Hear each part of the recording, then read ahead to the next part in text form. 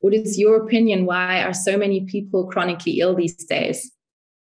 Yep. Well, so you're asking from my nutrition perspective, and it's all nutrition. It's all because we have to eat better. So that's going to be my very biased opinion.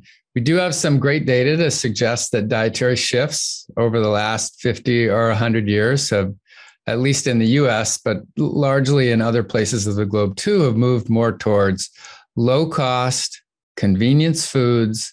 They tend to be high in refined grains and added sugars. They tend to be low in vegetables and whole foods. And in the US, I'll just speak from this perspective. We've done, I think, a pretty good job of identifying risk factors that can be modified by diet that we can study. The ones I was just mentioning, I can lower your cholesterol, I can lower your blood pressure, your blood glucose, your insulin. But over the last 10 or 20 years, a lot of emphasis has shifted toward an interest in inflammation.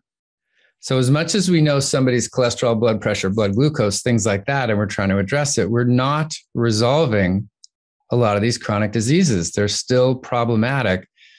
And a lot of people are increasing their interest in inflammatory markers, immune function, which I have to say, and you tell me if you agree here, is a pretty confusing area in terms of this. So let's say you go to your doctor and you're having a regular clinic and they're saying, okay, please give a blood sample and please do this so I can get these standard clinical values. Has anyone ever told you your inflammation value?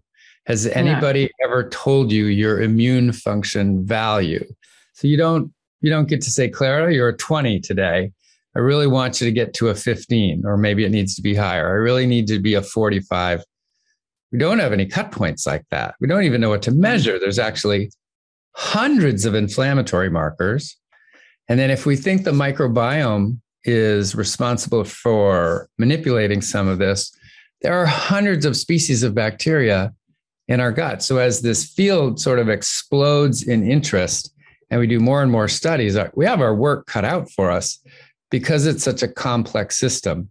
I think that's where a lot of the folks in my field in nutrition are moving toward in terms of chronic disease treatment, prevention, resolution, is understanding the power of the diet to improve and optimize the microbiome and thereby improve and optimize lowering inflammation and immune function.